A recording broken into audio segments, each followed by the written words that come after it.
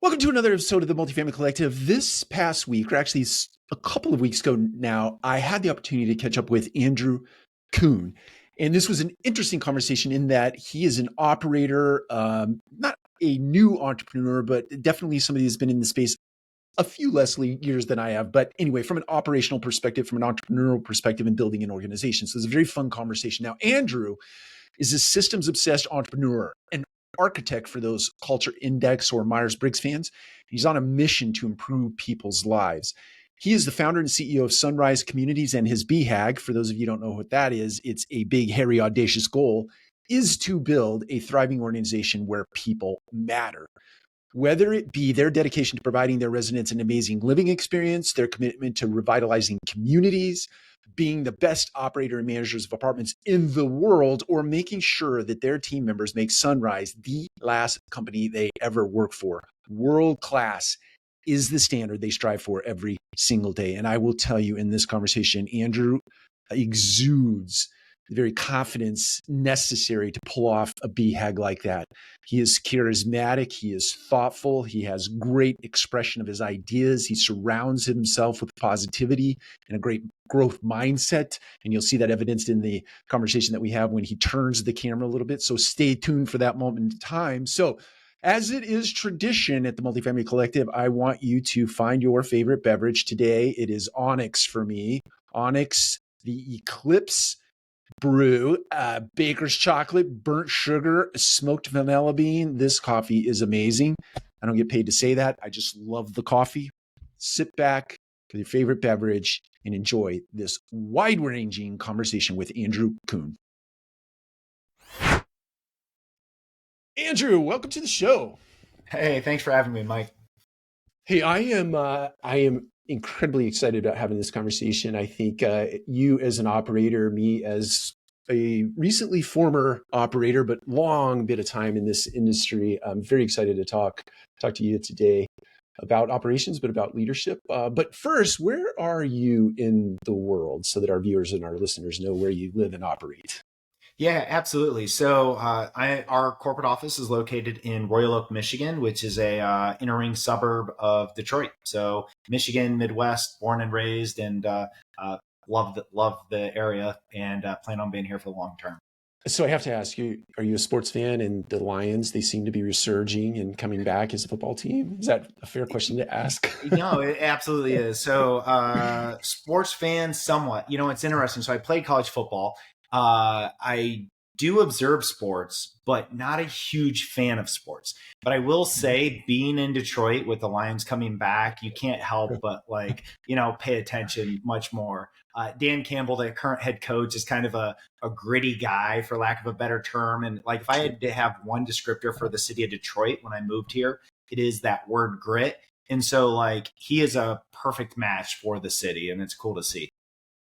I love that. Yeah. And I hate to sort of like segue right to, it's like when you're having a conversation, is it sports? Is it the weather? So on and so forth. Yeah, But thank you for at least entertaining that. Well, of course. I'm always pulling for Detroit unless they're playing the Cowboys. Just leave that there. So I want to start today by sort of framing this conversation. You had a very successful role as a salesperson, and I'll let you kind of unpack what that was in the industry you were working in. But you made a major pivot into real estate. And so if you could talk about what seemed to be a very successful career and a very successful start, and then one day you wake up and you're like, I think I'll do something else. Can you kind of unpack that for us? Yeah, absolutely. And thank you for asking about that. It's a decision that wasn't taken lightly, and to kind of fill people in. The background is I graduated in college in 2005.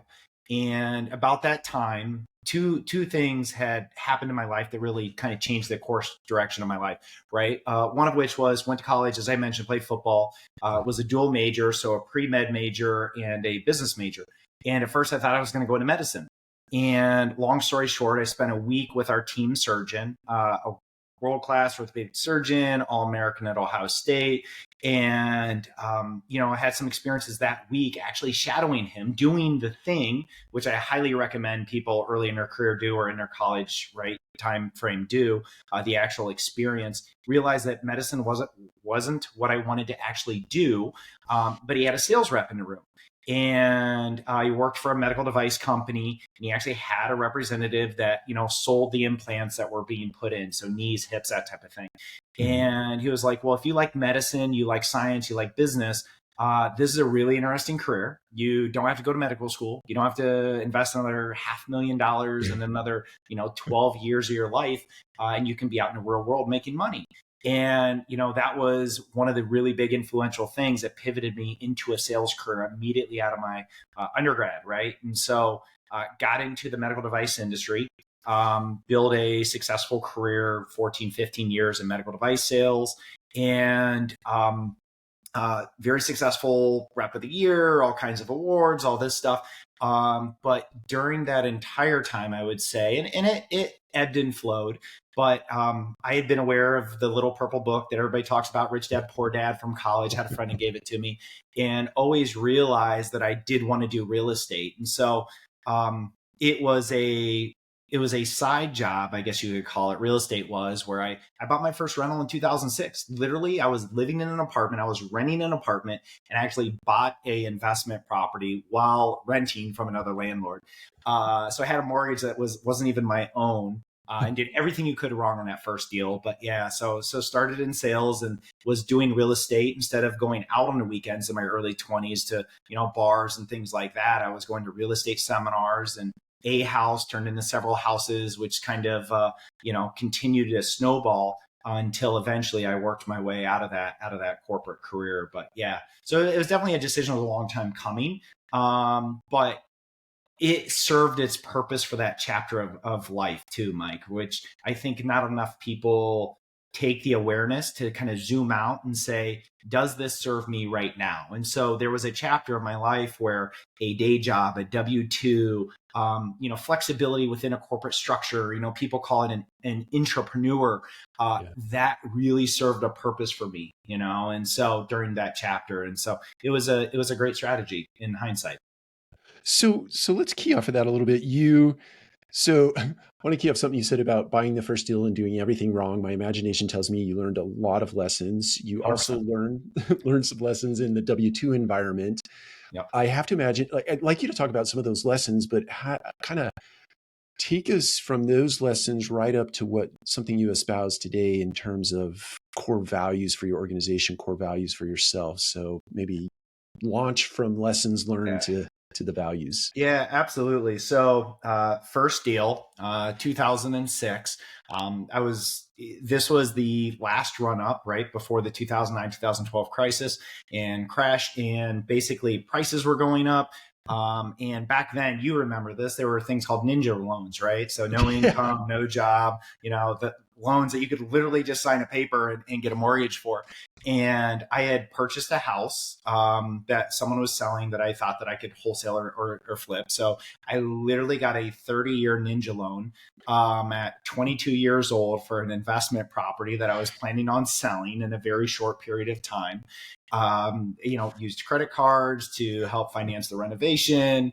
Didn't know any contractors, got burned. Like there were a whole bunch of those missteps, right?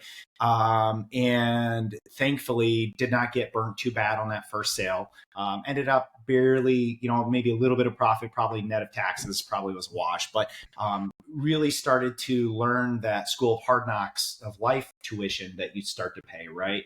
And time and effort and energy and money, real world money. And so that was the basis. That was the start.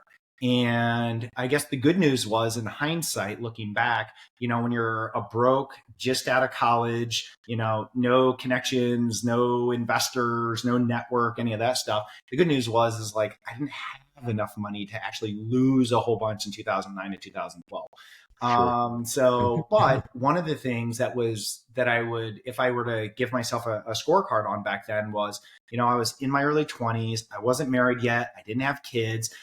My responsibilities were small. right? So I was able to take bigger risks than I could now with, a wife, two beautiful daughters, and a company, and people who are, I'm responsible for. And so that was definitely one thing in hindsight that I definitely recommend people do early in their careers, especially, is go take some big swings, go mess up, and live life a little, right? Like figure out what you like to do, because through that process is when you really start to learn.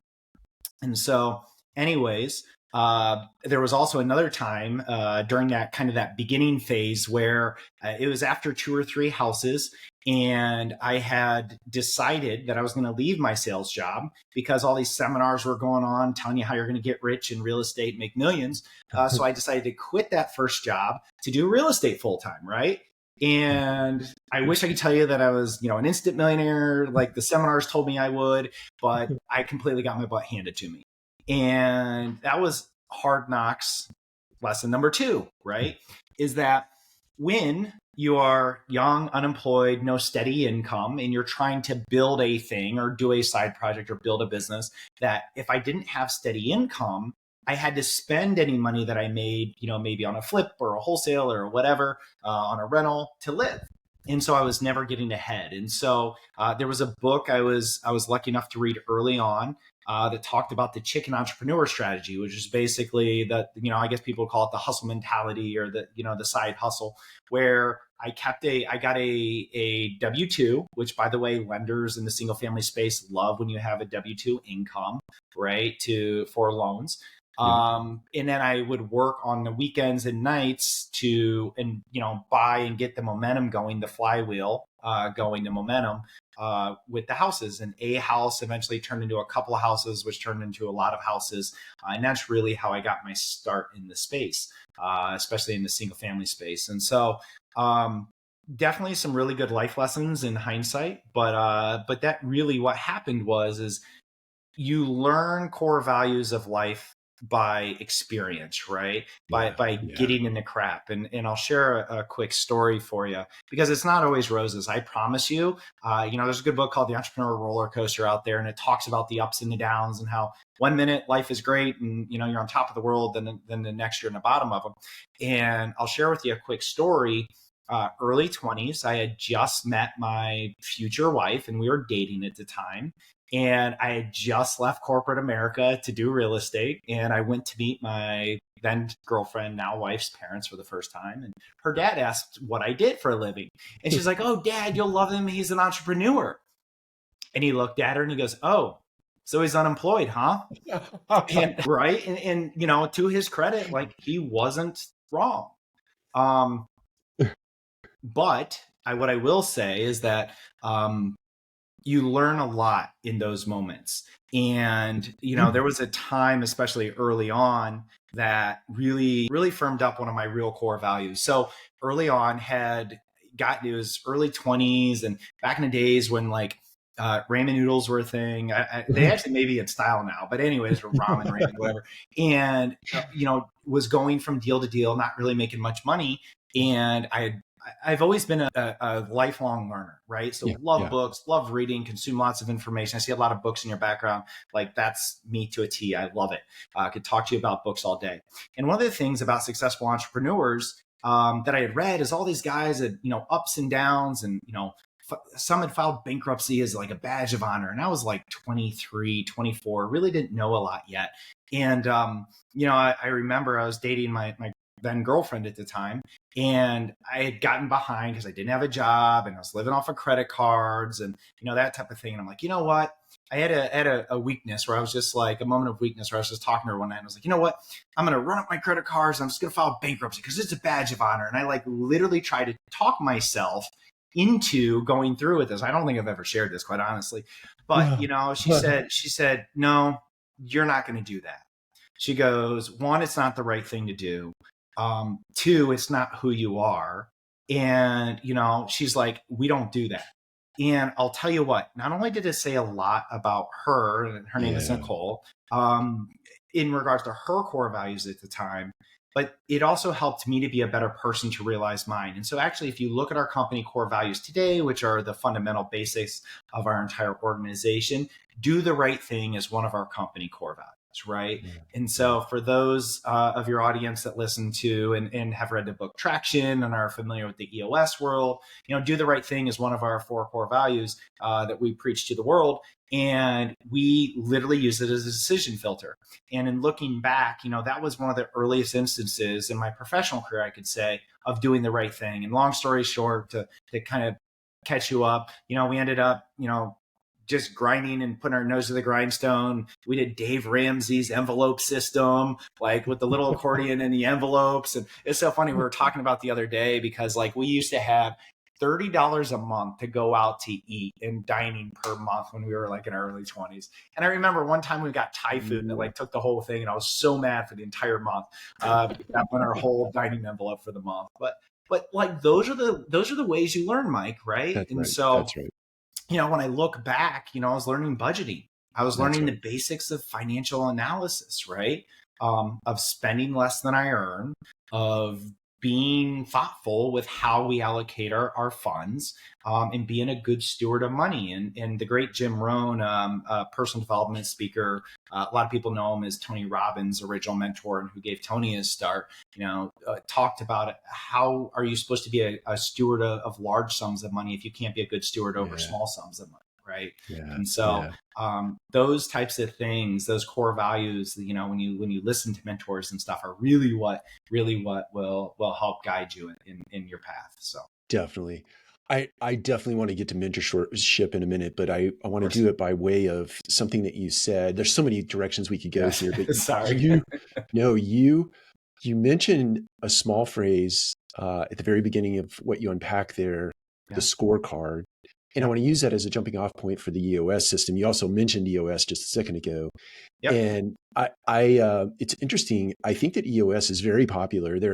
There's they're scaling up. There are many other sort of business platforms or operational platforms that you can choose from. But then there is a segment of the audience out there that has never heard of any of these things, and they're attempting to make it up on the fly. I say that especially as it relates to individuals who entered into the real estate space, let's say in the last 48 to 60 months plus minus, when money was free flowing. No idea. Let's not stop short of saying they had no business getting into the real estate business at this moment in time. But anyway, talk about EOS, not only as it applies to your business and how you use it in your business, but I know it sort of segues into your personal life and your family life. And I just think that's super interesting. So let's hear about it. Absolutely. So, one thing, and we had talked about this previously, I'm definitely like a systems and process person. We can talk about culture index for those of the culture index fans out there. I'm an architect, right? I like to structure what I call better mousetraps. And EOS, or the Entrepreneur Operating System, is a system that was actually designed by Gino Wickman, who was the original founder. He wrote a seminal book called Traction. And Gino, actually, come to find out, is a Detroiter. And it's interesting because if you read Traction, I've been lucky enough to know a lot of the people, and actually had a kind of a front row seat because I'm the outgoing president of EO Detroit, or Entrepreneurs Organization, the Detroit chapter. And we actually just honored Gino here locally in the inaugural EO Detroit Hall of Fame. And at the dinner, he actually shared the story of how it started. And so it's kind of interesting.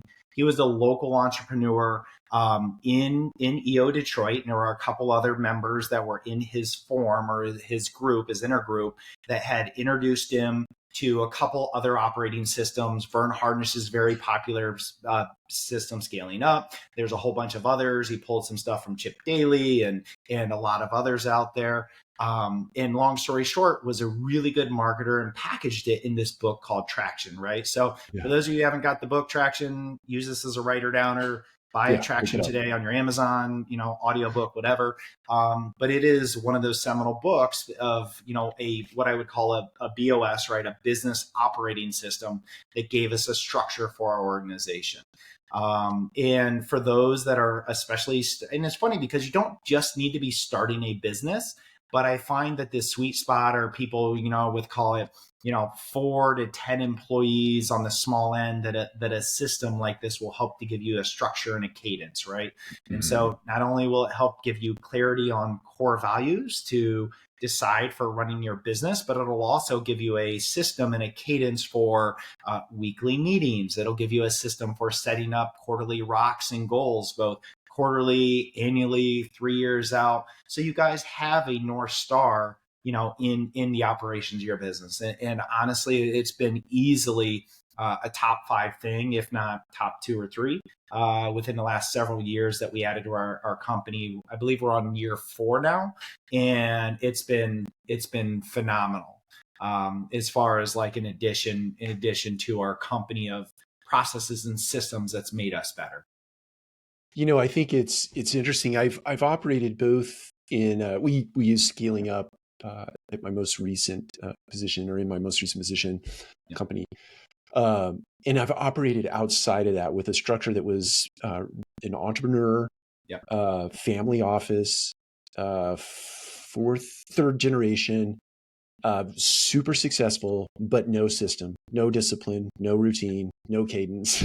Yeah. and it was wild to think that they were very successful in the marketplace. But here was the differentiator, is that they were the 100-pound gorilla. Is that the saying? They were the biggest property management firm in the market.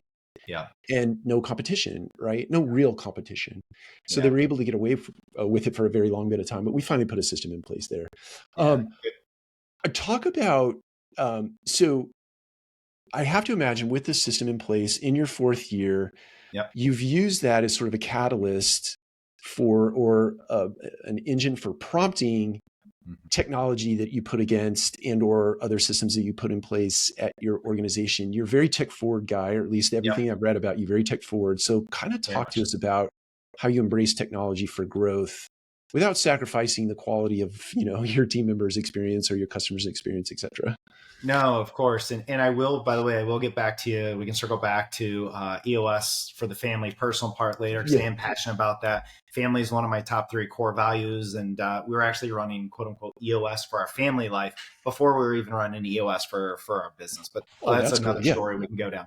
But talking about being tech forward in systems in our business. So in regards to the real estate space, so for those who don't know, multifamily owner operator, Midwest based, and very, what I would say, open to change and tech forward, or all in regards to evolving the operations of managing, owning, operating, managing apartment communities. And here's why. First off, those that have a history in this business, I've been studying it since '06. I know a lot of our listeners and even members on my team have 25, 30 plus years in the industry. And one of the things you always hear about this space is that it's very archaic, very slow to adapt. But the reality is that we're in a time now where, between the technology getting so advanced, but also the fact that the business is changing in regards to items that are outside of our control, that you have to be able to seek yield or seek alpha by evolving your business and building in efficiency, systems, processes that will actually make you be able to survive. And a comment real quick on being the biggest in any industry is that when you're the biggest, you have a target on your back, right? And someone will eventually knock you off that top. So I always think about it in the grocery store. And Dan Kennedy, old school direct response marketer, used to talk about Kmart. And he said at one time, Kmart was the biggest retailer, right? Then along came Walmart, and Walmart owned Kmart and completely knocked them off their pedestal, right?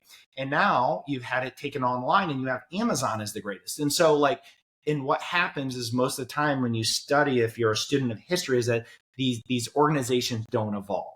They're not aware. They don't implement systems. They don't meet the customer and the user experience. So I'm big on user experience in our organization. And so a couple things. Terminology is important. Words are important. So to hear me talk, I always talk about our residents. It's very rare for anybody in our organization to say tenant. There are residents, right? And these are their homes. Also, in our organization, people are team members. Words matter. And so there's a lot of that you're going to pick up when we talk about this. So high level, we are a very tech forward, centralized operation. I believe in pulling the best of not only prop tech and in the apartment industry into the business, but also looking at other verticals within industries and pulling in best practices as well, right?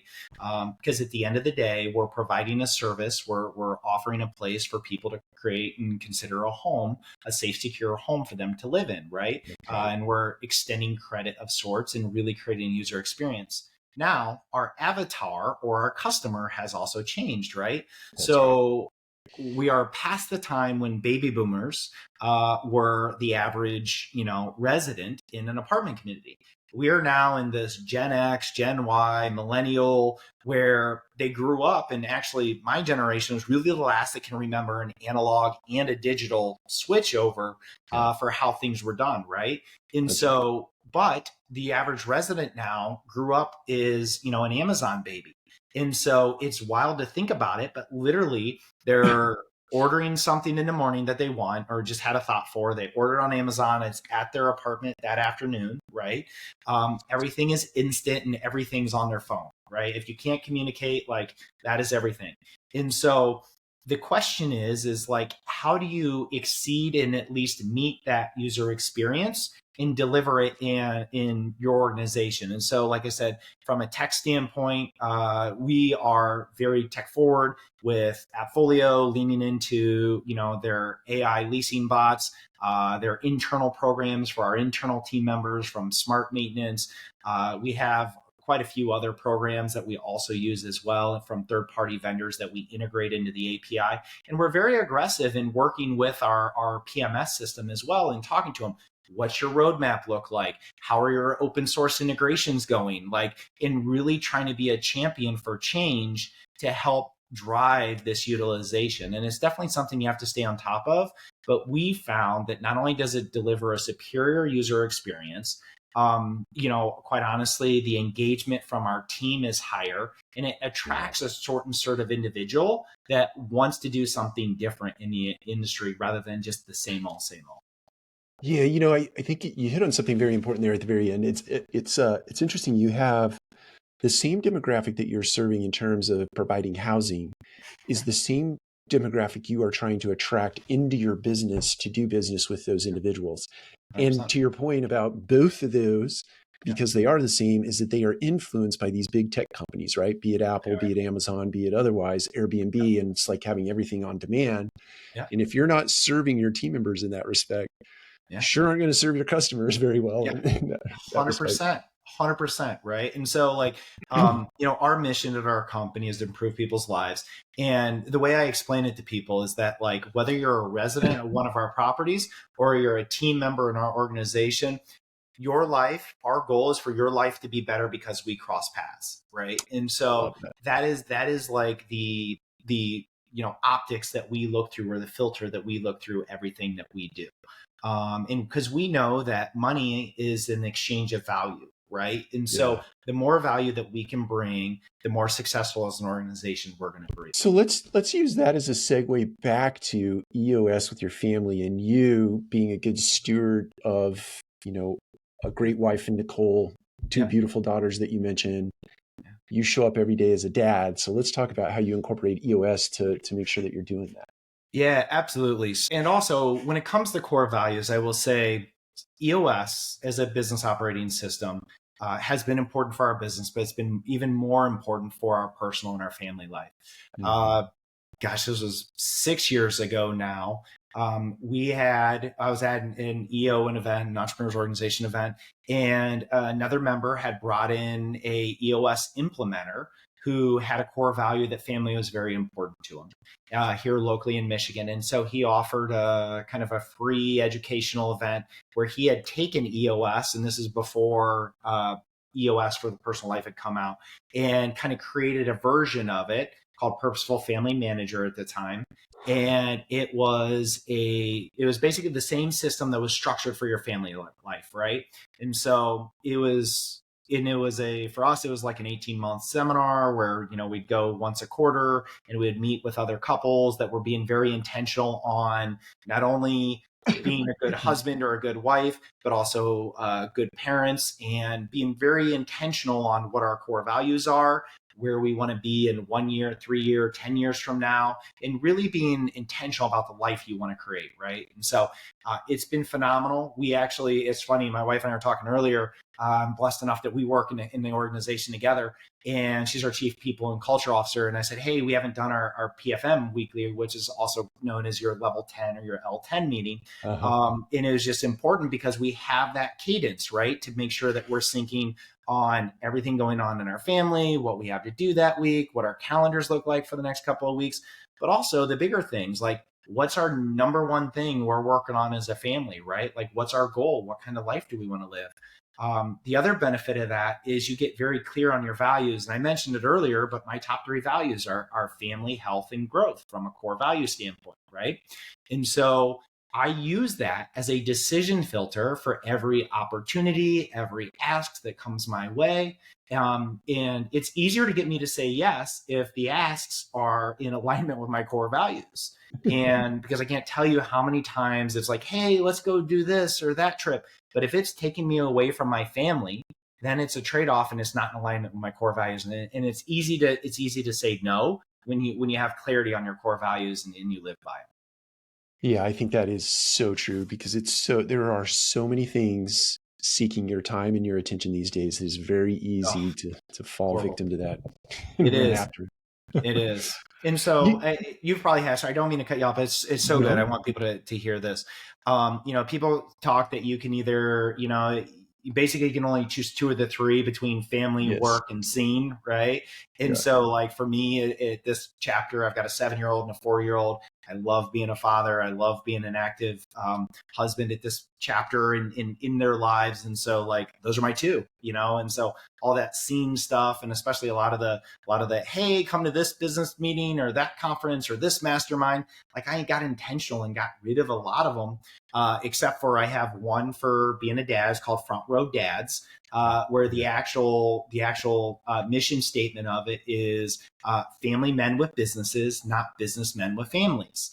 And right. And it just talks about the intentionality of putting that first and showing up fully. It's actually really great because it's a lot of very successful business people that you would know. A lot of them are public figures, but like the rule is you're not allowed talking about business. It's kind of like Fight Club, right? Like things you don't talk about Fight Club. But anyways, and so those are the types of things that I invest in, right, to show up fully.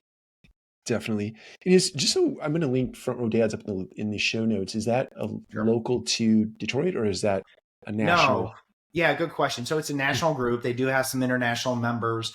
It's actually based in Austin. A great guy named John Vroman from the Cutco world. And actually, now that we're bringing it up, there's a whole Cutco crew from there, of which, again, so Hal Elrod from the Miracle Morning. There was a whole group of guys you probably are aware of in that world, including my good friend John Rulin, who recently passed, which just crushed all of us. He was actually one of the Front Row Dads, and that's actually how I originally met John. Oh, wow. Wow. I did not realize he had passed. That is news to me. Yeah, the giftology guy, which, by the way, for those of you, if you want to learn something great about gifting, and I got a great story about John there, but and why when we give gifts to our members, I don't ever put our company logo on them, was because of John Rowland in the giftology book. So for those of you looking at strategic gifting, it's definitely another good read worth investing in. Yeah, that book changed my entire outlook on the gifting sort of economy, if you will, and how important it really is to and to the extent of personalizing things for people, and outside of what traditional cadences, and phenomenal book. Phenomenal. Absolutely. Let's if you don't mind, this is kind of an awkward ask, but as it relates to your values, I think that there's like you live in your values, but then you're I don't like the word striving so much, but you're pushing your boundaries. You have something hanging in your office. If you don't mind twisting your camera, that'd be awesome. Yeah, of course. So this goes to environment and the importance of environment. And it's so funny. My wife and I were talking about all my quirks the other night. One of my quirks is that I'm super intentional about environment. Like you with books, learning is important to me, and I make sure to put both visual cues up that are reminders of my values, but also books everywhere. Same thing in our house. Books are everywhere. So I'm going to show you a couple things, and you're talking about core values, getting outside your comfort zone. So right there in the wall. We'll see right here. It says your comfort zone will kill you. It's one of the things I keep to remind in my office. I'm actually going to show you some more. I didn't show you this before. But if we turn it even more, Oh, look at that. I've got even more over here. Do what is right, not what is easy, right? Suffer the pain of discipline or suffer the pain of regret. If your dreams don't scare you, they aren't big enough. Like I'm all about being intentional with my environment, right? And so there, everything I do, you'll find there's usually a reason or a strategy behind it, and making yourself in an environment that is conducive to both doing your best work and making you in alignment with your core values. That's just another example. That is phenomenal. It just I love that, and thank you for doing that. That's not Yeah. not traditional in a podcast, but and for No those of worries. you who can't see this and you're listening, you might have to tune into the YouTube version. But Yeah. the it brings to mind there are lots of authors that have said this, but I think James Allen is the one that comes to mind. As a Man Thinketh is the one that comes to mind most readily for me. But it's like if you're not controlling this yourself through visual cues, through your own oratory, all those sorts of things. Everything. Yeah. The environment will control it for you if you are not controlling it. And it manifests, whatever you're thinking manifests itself. 100%. The way I heard it best, that I remembered it, right, is that you're never going to be able to win the outer game until you win the inner game. Ooh, that's and so good. when I think about things and I process, I realize that the majority of what happens in our world starts here, right? And so spend a lot of time being very intentional on the things you do want, learning about how you think and how you process, and really putting your intentions out into the world. It's kind of the story of like if you wanted a new car, and all of a sudden you just get that glimmer of a thought about a new car. Then all of a sudden you randomly notice them at certain places, and then you can't help but see that car until you've actually gone over the edge, and eventually you end up buying the car, right? So that decision process started at that little seedling, but if you don't plant those seeds, they're never going to grow. Yeah, that's right. Let's talk about that as it relates to sort of watering those seeds and nurturing those seeds. So sometimes, I mean, there are things that you put out into the world that you believe in your heart of hearts are the right things, the best intentions, and so on and so forth. And you sometimes run up against a little bit of a sort of not a roadblock, but let's call it a roadblock for sake of conversation. Yeah. How do you, when you catch a moment like that, where you're like, I can make this happen because I'm resourceful enough, I'm ambitious enough, I'm desirous enough, I can make it happen, versus, oh, that roadblock is there for a reason. Talk to me about moments you might have had like that. Yeah, great question. There's two things that come to mind. The first of which is that, anything can be accomplished in this world, but it's all going to come at a cost and a price.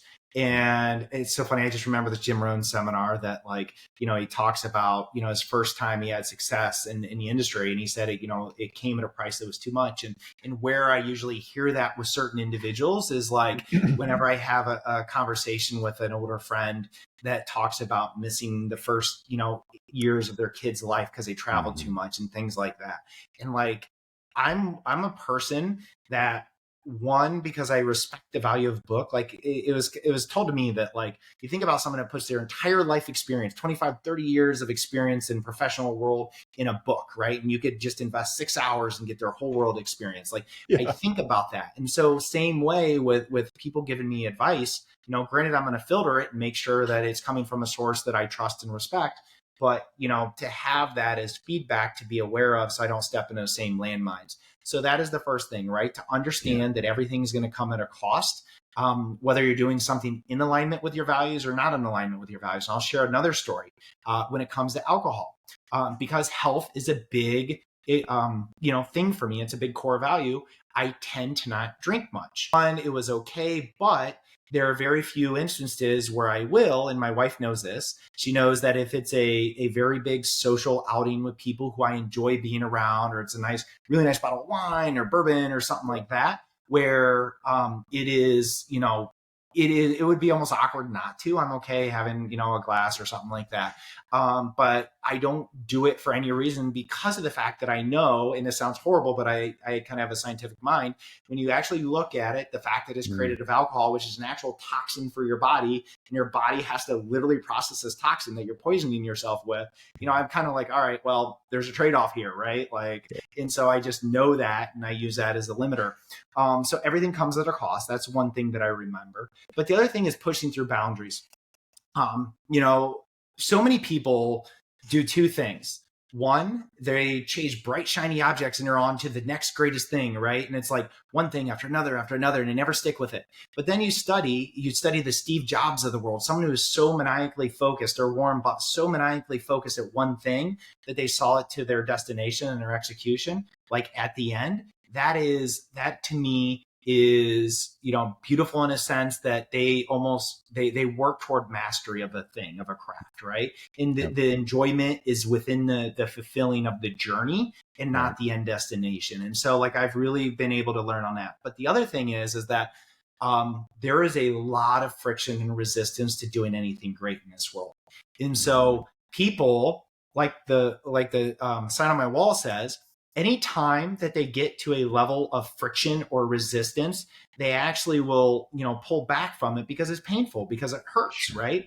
It's interesting. We had a 60% growth in Q2, and I was just completely destroyed after Q2 energetically. Like, we were exhausted, we were frustrated, we were breaking systems, and we were hiring people and firing people and all this stuff. And I'm like, what is going on here? And then I had to take a minute and reset and realize that growth is painful, right? Like, you are doing something you haven't done before. You're stepping outside your boundaries. And if you actually think about it in like physical training terms, a muscle actually needs to be broken down, the muscle fibers, to grow the strength to get better and stronger, right? Same way in an organization. And so I've done a kind of a mental flip where I look for the pain, I look for the resistance and lean in, and then know that the real success is in the last 5%. So many people in this world are so good at getting to 95%. And then they just don't finish, right, Mike? And so pushing through that last 5% is really what separates you from everybody else, and quite honestly, the most successful from everybody else. So true. So true. I love what you said there, Andrew, about looking for the pain. And I read a lot out of the Bible because I think the Bible has great lessons. And one of the things it talks about is like, really the struggle is how you fashion who you are as an individual. And so you can't look at adversity as a bad thing. That adversity there it's there to serve you and help 100%. fashion who you are as a person. So I love that. But you're right. Not many people lean into that pain because it's painful. No, they don't. But it's preparing you for greater things, right? Like, that's the thing, is that it's testing you, it's preparing you for greater things. And if you believe that mindset, and we all get the autonomy to decide what we believe, I think it can serve you very well. That is so right. Let's talk about you. You have touched on mentorship in many different ways in this little bit of time that we've spent together, from the Rich Dad Poor Dad book influencing you, Jim Rohn influencing you, some other big names. I'm sure Zig Ziglar is in there as well. Love Zig. All the masters of the universe. But I know it's obvious to say that mentorship is important, but let's talk about the role of mentorship in your life in terms of leadership and or your role at home and what it means to you. Yeah, absolutely. So mentorship can take many different forms, right? And to me, if you just boil it down, right, it is, learning from others' life experiences. It is, finding a better way to help serve your life and be a servant leader and be of value to others. And quite honestly, finding ways to bring value to more people. And so, I have a belief a belief system that, when I die, and as far as I know, I get one life. And when I die, I'm going to be standing there with the ideal version of what I could have ultimately become. So call it my ultimate potential. Mm-hmm. And I look at it as my job while I'm here on this earth to get as close to that person as possible so that they're not a complete stranger when I finally meet that version of myself. Right. Love that. And so in that way, I look at it as, how much value can I bring to others? How can I continue to pour into others? and affect change for the better that way. And truly that has become, a life mission of mine. And so that was when I realized early on that as far as a mission goes, the larger our organization, the more successful it is, the more people we could help. And this was the vehicle of doing it. And that's when we really realized that we were a mission-based company. Now, none of that would have happened without conversations with mentors. None of it would have happened if I didn't have mentors of afar with, Jim Rohn and Zig and Dale Carnegie and all these books. Like, honestly, so one of the things, and my team kind of thinks I'm crazy, but I'm still going to do it, I promise. I love the little libraries that, you'll see in urban neighborhoods and people walk around and everybody has books, need a book, take a book, give a book type of thing. I want to put little libraries on all our properties with books that can help change your life. And just put them in there so that anybody in any of our properties wants one, they can come take one, that type of thing. And so that's kind of one of my projects I really want to execute in 2025 for our team, because those are mentors from afar, right? And so you may not know them personally, but a lot of people will take time when it comes to creating legacy by writing a book or, putting their information out there, what they've learned, that type of thing. Also, finding people in your industry, both personally and professionally, that are a little bit farther ahead of you in life's experiences that you respect and want to be like, and taking them out to coffee, taking them out to lunch, finding ways to be of value to them. Don't be a taker and just come from them and ask what you can get from them, right?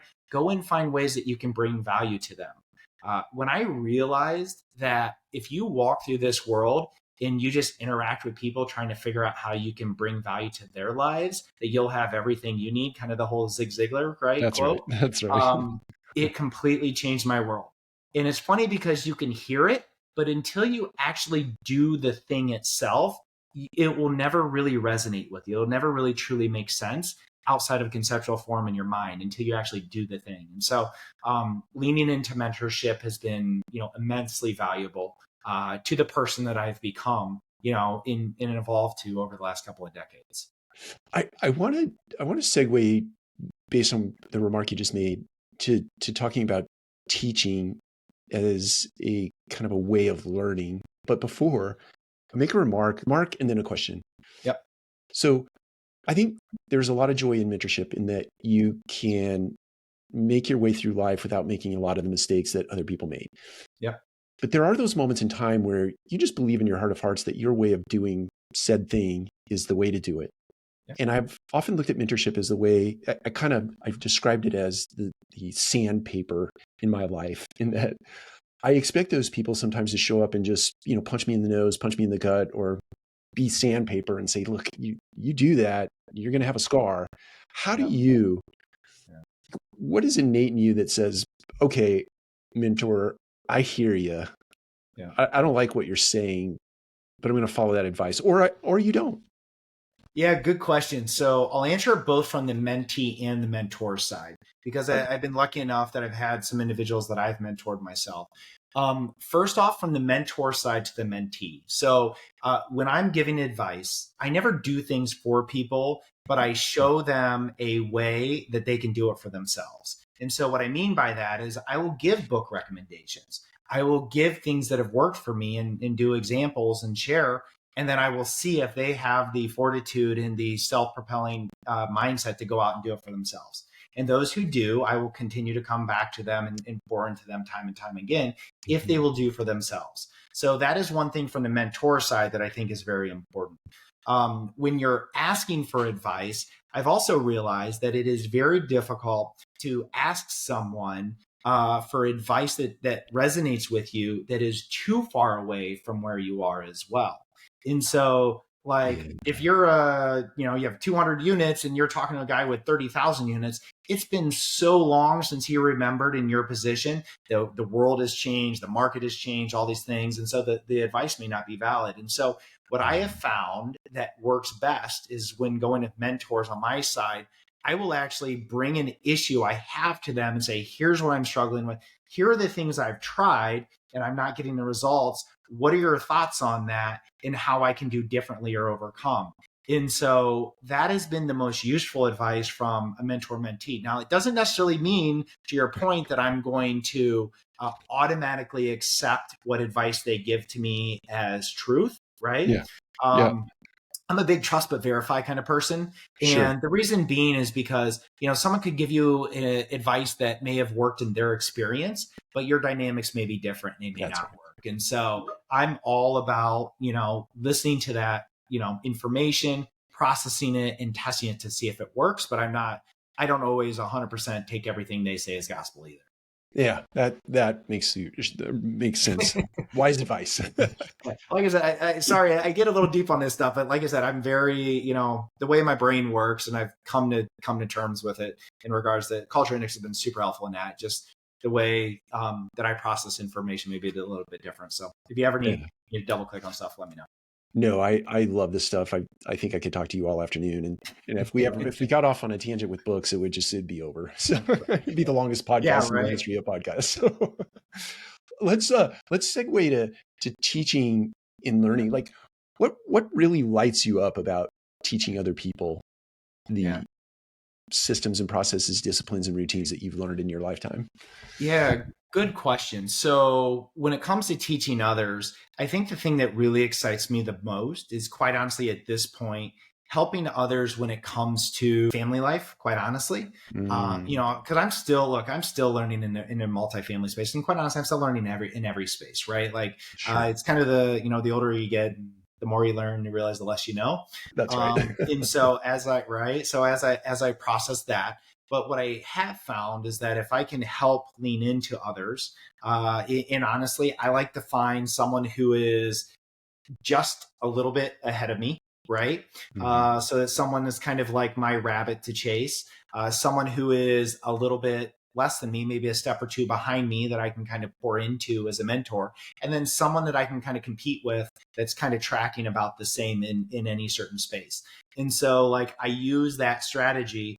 And that actually came from a book by Patrick Bet-David, but I love the concept of it and the strategy of it. And I'm always kind of tweaking my people of who I'm metricing to, right? But Yep. I find those are great areas to pour into people where I at least perceive myself to be, ahead of them in a certain area, whether it be being a dad or being very intentional on my timing and scheduling and showing up, or the communications and the language that we use, or if it's in business or other areas. I love that. There's a lot in there that we're going to link up in the show notes too, and we might author some pieces on this. I might ask you to co-author some pieces on this. It'll be some fun Love it. content to share. Love it. Okay, you taking everything that I've got two final questions for you. All the things that we've talked about and sort of bringing it to a crescendo moment.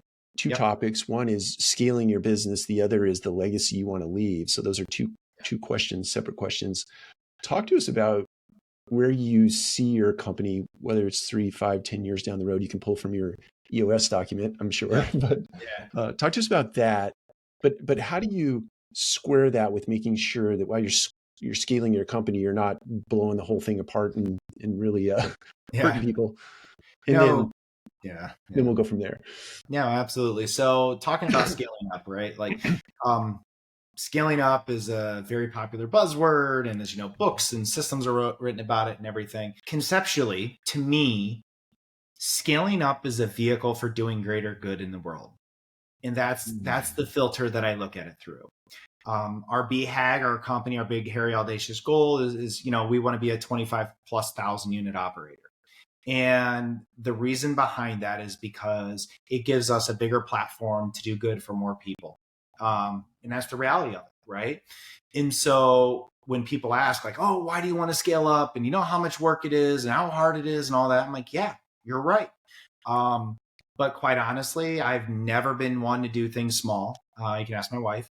I'm always like, like I would say if there was one thing that an intangible that either I'm not sure if I was born with, I may have been born with it, but I think you can expand upon it is your ability to think and think big. And so, oftentimes you'll hear people talk about if you're going to, shoot for the stars and that type of thing. But going big. And the reason for that was it at first it was like, it's the cool thing to say. And yeah, everybody's talking about scaling up and it must be cool. But the reality is when I sat down and I journaled about it and I processed it, it was because it was a greater platform to do good for more people and bring more value to the world, period. Right. And so when I remember that and keep that clarity in focus as our true north, like it can help guide our decisions. Now, there is going to be pain and growth. We talked about this, and you are going to break systems upon, with that. Now, it doesn't mean that you grow recklessly because, I don't know if you've heard it said, but like more companies will die of indigestion, right, than they will of starvation. And so more companies will acquire someone too big or bad culture fits and all that stuff. So I'm very intentional about our scaling up. And so I make sure that, if it's an acquisition or, whatever it's going to be, that we're very intentional and very methodical on bringing it in to try and minimize the downside risk. And so I'll share with you the last several years, we have pretty conservative financial underwriting for our acquisitions. Last couple of years, we really didn't buy much at all. Part of the reason is because deals did not pencil and make any sense without an unacceptable amount of risk. And we are seeing in our space now, the sheer amount of syndicators that got in over the last couple of years, the sheer amount of people who, really expanded the competition in the industry and are now in a lot of trouble. They put on poor financing. They're really poor operators, or they don't even know what's going on because they have a third party that is optimizing for profit and not for, optimizing the operations of the property. And being successful at real estate, especially multifamily, is a three-legged stool. You got to buy right? So your basis has to be right. You have to finance right, and you have to operate right. That's right. Any one of those legs goes out, you're in trouble. And we're seeing a lot of people with one-legged stools right now. Yeah. And so it's, don't get me wrong. Like, look, the aggressive side of Andrew is like, hey, this is a great opportunity for me. And I'm not lying. I am excited. Like, I'm seeing a lot more deals that are starting to come off market that are distressed that we're really starting to make moves on, both on and off market. But the reality is that real estate's been cyclical for 200 years. And, if people would study history and do whatever they can to minimize risk, because I don't think people are very good at understanding risk mitigation, that they would be able to grow, in a more strategic sense rather than just, opening the floodgates recklessly and then burning up their company. And so that is not my goal because that doesn't serve anybody. So that's kind of how I look to scaling up. And that's our BHAG. Our company knows it. We talk about it every quarter. So. I love it. I have no doubt you're going to hit that number just based on everything I've heard today and everything I've read leading up to this interview. I do, before we talk about legacy and sort of in-cap our time together, you mentioned journaling. And I just have to know for myself, this is a selfish question, was not scripted, but journaling, how important is that in your life? Yeah, good question. So it's gone in and out. It's funny, when I originally heard of journaling, it was almost 20 years ago now. And Jim Rohn talks about, the great legacies that you leave for your family. And one of which was, a journal or a document that you leave for your family that kind of, talks about your life experiences. And, I find that I go in and out of physical journaling. I find the process of writing and getting my thoughts out on paper very important. And I'm a very paper-centric person. I enjoy tactical feel. I feel that being able to dump things out of my mind on the paper is important. So I always have a notepad, literally a yellow notepad or a journal with me all the time that I'm writing things down, and note cards too. Like, it's my paper system. It's funny because I work at a company that is paperless, and my entire company hates me because I'm the one that's like I'm printing reports. If you were to send me a white paper, I'd still print it off on our printer in the office and read it just so that, and so like everybody hates me for that, but that's okay. I love my paper.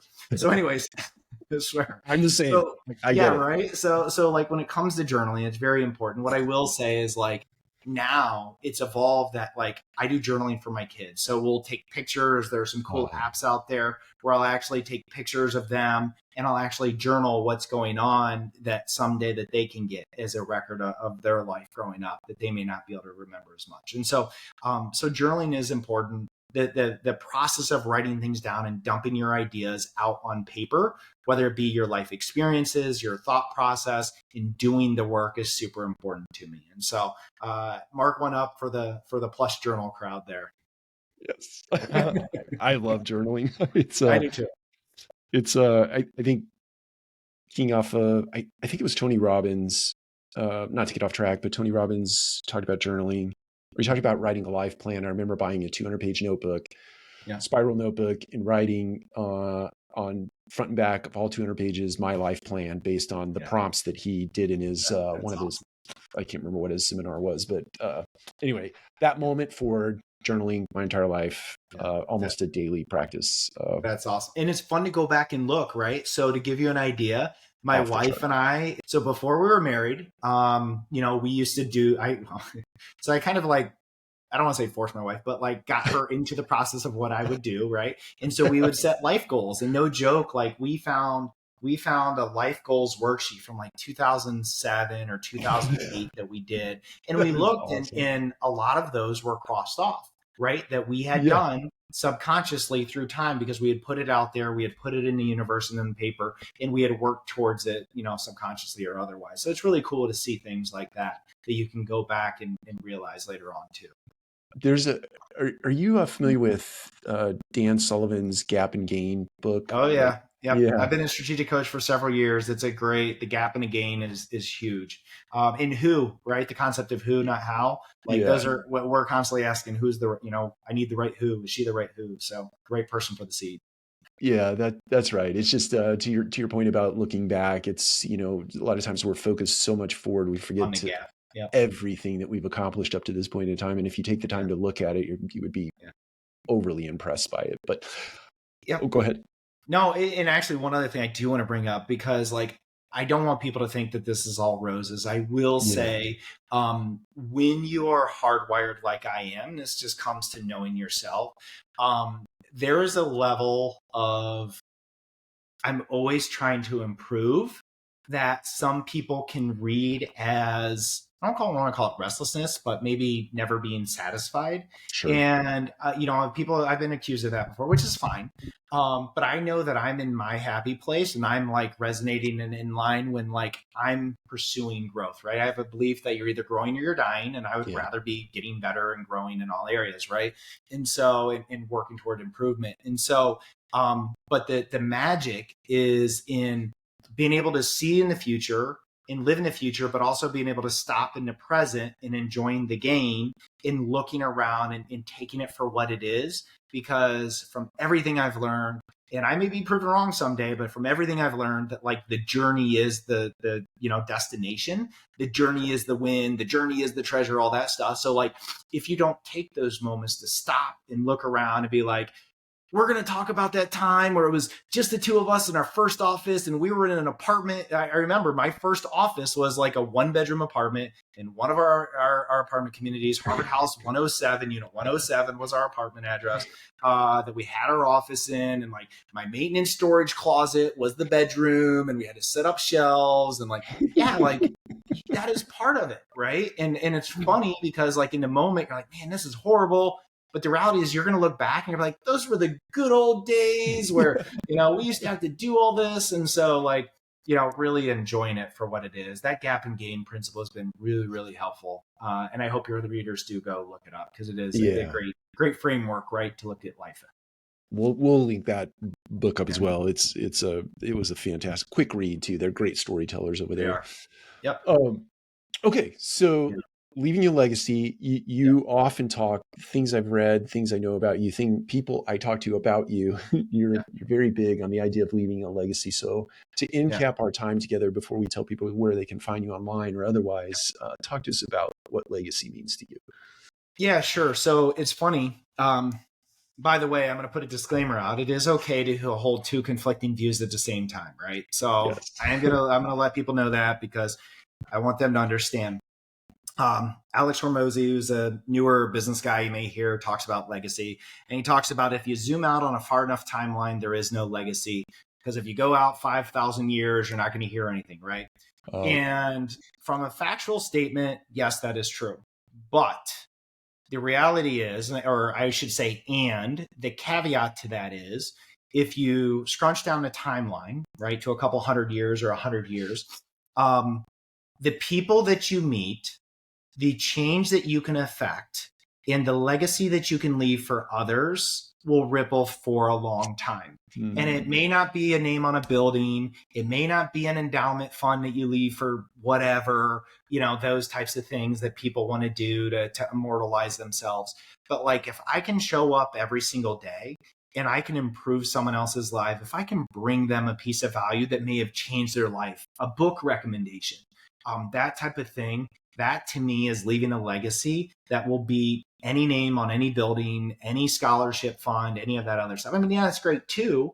And quite honestly, we do plan on being able to create financial wealth and I guess you can call it a sort of legacy, both for our team members here, because we are creating a program where our team members can actually invest in properties and create financial freedom for themselves, but also use it as a vehicle to create a foundation that will eventually fund causes that we feel are near and dear to us. But at the end of the day, I think the legacy in the bigger picture is truly just bringing value and showing up consistently and trying to figure out how you can bring value to the others around you.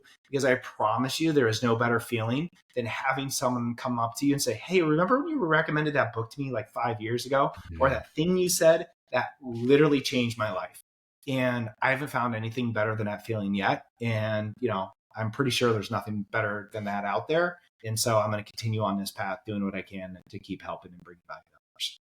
Well, for whatever it's worth to you, I think that you're on a fantastic path, a great trajectory. To speak to your point, I bought the book. I'm reading it on the airplane tomorrow. Love it.